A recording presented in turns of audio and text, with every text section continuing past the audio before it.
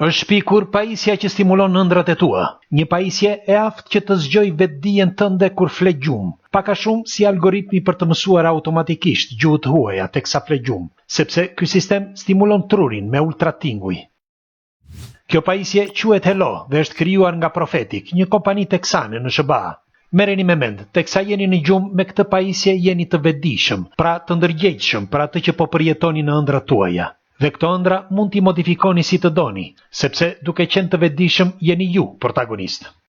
Dikush duke fluturuar, dikush tjetër duke udhëtuar në përvende që s'keni qenë kurrë, të tjerë akoma kthehen në të kaluarën, në momente me familjar, shok dhe shoqe, ose në vende me nostalgji, ose dikush tjetër gjendet në momente intime me të dashurin apo me të dashurën. Mirë, këto pra janë eksperienca që 70% e njerëzve i përjetojnë në ëndra, të paktën një herë në jetën e tyre. Madje duhet të dini se ka disa që pretendojnë se ëndrat janë çelësi jetës së përditshme, dhe këta besojnë se nëse modifikon ëndrat, mund të modifikosh edhe jetën tënde.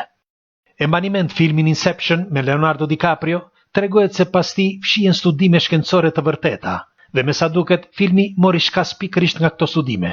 Labirinti i trurit të njeriut është padyshim i pafund, por një shpikje e tillë është vërtet geniale, sepse secili ka dëshirë që të kujtojë ëndrat teksa i sheh. Dhe merrin me mend të jeni të vetdijshëm gjatë atyre momenteve e ti modifikoni ato. Do t'ju lutesha, kush nuk e ka bërë ende, bëjini like faqes dhe videos dhe lini komentin tuaj. Ju faleminderit për mbështetjen. Ç'është e vërteta, kjo nuk është hera e parë që dikush përpiqet të gjejë një mënyrë për të kontrolluar vetdijen gjatë gjumit, ose për të nxitur ëndrat e qarta.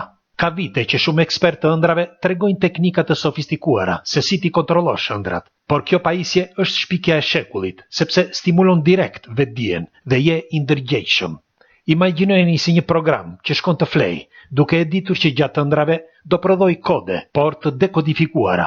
Të marrim një shembull, një shkrimtar ose një muzikant që shkruan historitë ose muzikën, por këtë e bën gjatë natës në pamundësi të kohës gjatë ditës. Ose dhe vetë ju që nëse keni ide dhe s'keni kohë t'i punoni ato gjatë ditës, i përpunoni gjatë ëndrave teksa jeni në gjumë. Pra, mirë se erdhët në epokën e zhvillimit. Ju, çfarë mendimi keni për këtë shpikje? Pres komentet tuaja dhe ndajeni.